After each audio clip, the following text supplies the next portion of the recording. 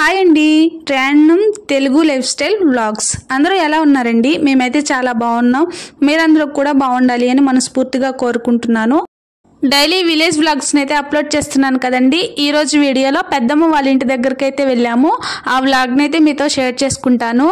ఈ వీడియో వచ్చేసి సంక్రాంతి తర్వాత తీసిన వీడియో అండి. ఎడిటింగ్ చేసి అలానే వదిలేసాను, అప్లోడ్ చేశాను అనుకున్నాను. ఇప్పుడైతే అప్లోడ్ చేస్తున్నాను. డైలీ విలేజ్ వ్లాగ్స్ని అయితే అప్లోడ్ చేస్తున్నాను కదా, అందుకని ఇప్పుడైతే అప్లోడ్ చేస్తున్నానండి. పెద్దమ్మ వాళ్ళ ఇంటి దగ్గరికి వెళ్ళే దారిలో ఇలా పొలాలుండి చాలా బాగుంటుందండి. ఇంటికైతే వచ్చేసాము. అప్పటికి వాళ్ళకి వరిచేలు అయితే రాలేదండి, అందుకని పచ్చగానే ఉన్నాయి. అప్పటి వీడియో అనుకోవచ్చు, లాస్ట్ టైం తీసిన వీడియోనేనండి. కొంచెం సేపు అలా కూర్చున్న తర్వాత మొక్కల దగ్గరికి అయితే వెళ్ళాము. ఎప్పుడు వెళ్ళినా కానీ ఇక్కడ ప్రతిసారి మొక్కలు చూస్తూనే ఉంటానండి, మా ఇంటి దగ్గరైనా ఎక్కడైనా. తర్వాత చూస్తే జామ చెట్టుకి కొన్ని కాయలు అయితే ఉన్నాయి. పండిన కాయలు అయితే కోస్తున్నాను.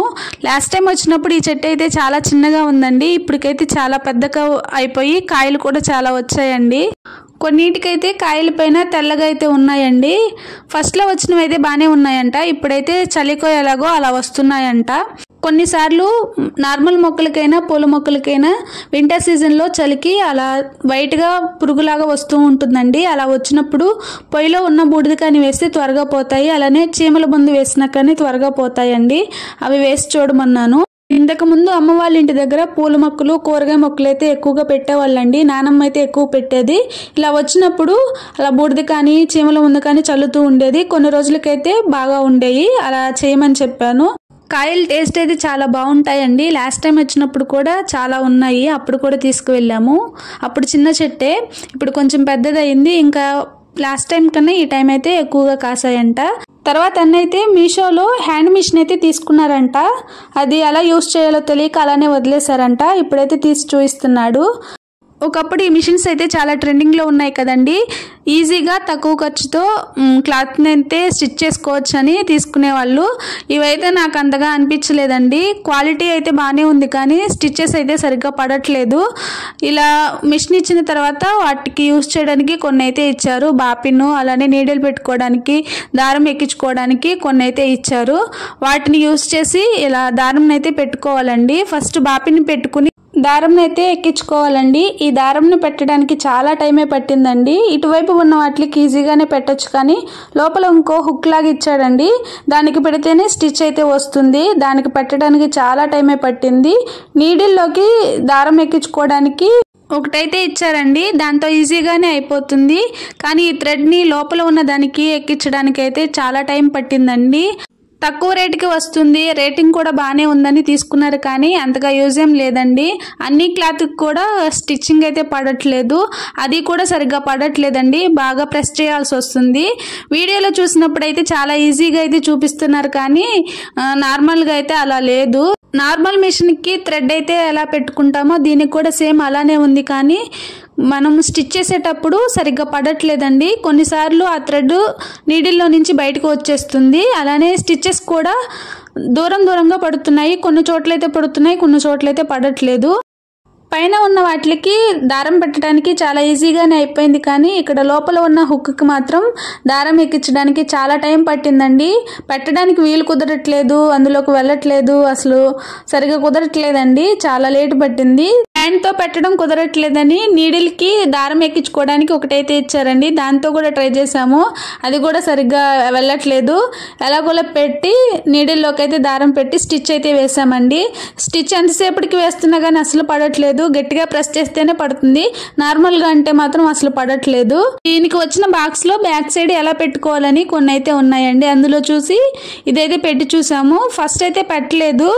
నార్మల్ మిషన్కి అయితే బాపిన్ పెట్టుకున్న తర్వాత కొంచెం టైట్గా ఉంటుంది కదండి, అలా ఉంటే స్టిచ్ అయితే పడుతుందేమోనని అది కూడా పెట్టి చూసాము. అది పెట్టి చూసినా కానీ అసలు పడలేదు. ఇక కొంచెంసేపు చూసి ఇంకా వదిలేసి తర్వాత అయితే పక్కన పెట్టేసామండి. నార్మల్ మిషన్కి అయితే బాపిన్ దగ్గర ఒక థ్రెడ్, అలానే పైన సూది దగ్గర నుంచి ఒక థ్రెడ్ అయితే పెట్టుకుంటాం కదండి. దీనికైతే ఒక చోటే అవ్వడం వల్ల ఫస్ట్ స్టిచ్ అయితే బాగా వస్తే కొంచెం సేపు స్టిచ్చెస్ అయితే బాగా పడుతున్నాయండి. ఫస్ట్ ఇది కనుక సరిగ్గా రాకపోతే స్టిచ్చెస్ పడినా కానీ వెంటనే ఊడిపోతున్నాయండి, అసలు ఉండట్లేదు. ఇంకా తీసైతే పక్కన పెట్టేసాము కొంచెం సేపు ట్రై చేసేసి. కానీ వేస్ట్ అండి, ఇవి నార్మల్ మిషన్స్ కన్నా ఇవి తక్కువ రేటుకి వస్తున్నాయి, ఈజీగా అయిపోతాయని తీసుకుంటాం, కానీ వీడియోలో చూపించినంత విధంగా అయితే ఉండవండి. మన దగ్గరకు వచ్చిన తర్వాత అంతైతే బాగోవు. Normal మిషన్లే better. ఇంకా ఇలా పెట్టి చూసాము, ఎన్నిసార్లు ట్రై చేసాము, బాపిని ఎక్కించడం రాలేదేమోనని మళ్ళీ 2-3 సార్లు తీసి పెట్టి చూసాము, ఇక పక్కన పెట్టేసాము. తర్వాత పెద్దమ్మ అయితే లంచ్లోకి ఫిష్ కర్రీ అయితే చేసిందండి. ఫిష్ని ఒక్కొక్కరు ఒక్కొక్కలాగా వండుతారండి. పెద్దమ్మ అయితే ఎలా చేస్తుంది అనేది మీతో షేర్ చేస్తాను. టేస్ట్ కూడా చాలా బాగుంటుంది.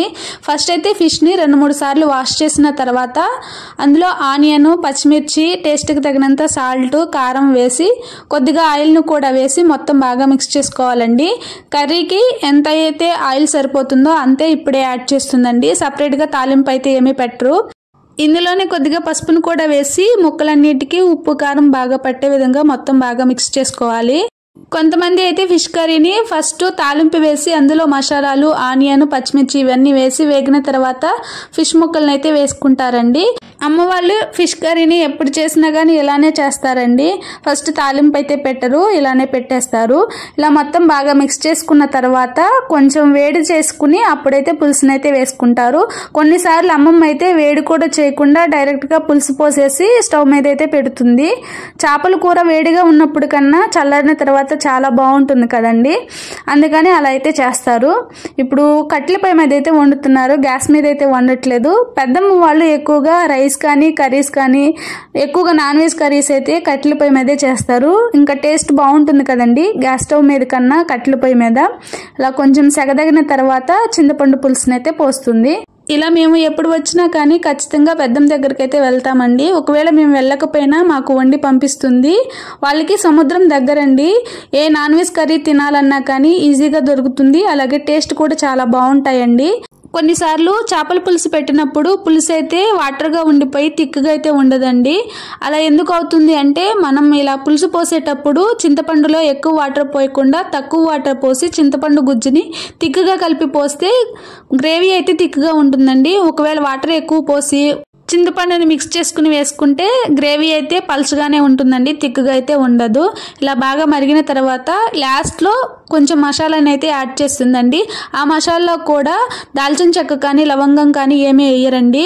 అల్లం చిన్నులపాయి, కొద్దిగా ధనియాలు, జీలకర్ర ఇవైతే వేస్తారు. జీలకర్ర కూడా ఎక్కువ వేయరండి. అల్లం చిన్నులపాయి, ధనియాలు వేసి గ్రైండ్ చేసి లాస్ట్లో అయితే మసాలాని యాడ్ చేస్తారు. టేస్ట్ అయితే చాలా బాగుంటుందండి. ఇలా మసాలా పేస్ట్ యాడ్ చేసిన తర్వాత 2 నిమిషాల పాటు ఉడికించుకుని స్టవ్ ఆఫ్ చేసుకోవాలండి. అంతే చేపల పులుసు రెడీ అయిపోతుంది. టేస్ట్ అయితే చాలా బాగుంటుందండి. ఒకసారి మీరు కూడా ట్రై చేయండి. ఈ వీడియో మీకు ఎలా అనిపించింది అనేది కామెంట్ సెక్షన్లో కామెంట్ చేయండి. వీడియో నచ్చితే ప్లీజ్ లైక్ చేసి సబ్స్క్రైబ్ చేసుకోండి. సబ్స్క్రైబ్ చేసుకుని పక్కనే ఉన్న బెల్ ఐకాన్ని యాక్టివేట్ చేసుకోవడం వల్ల నేను వీడియోస్ పెట్టిన వెంటనే మీకు నోటిఫికేషన్ అయితే వస్తుంది. ఇప్పటి వరకు సబ్స్క్రైబ్ చేసుకుని సపోర్ట్ చేస్తున్న వాళ్ళందరికీ థ్యాంక్ యూ అండి. మరొక మంచి యూస్ఫుల్ అయ్యే వీడియోతో మీ ముందుకైతే వస్తాను. Thanks for watching. Keep smile.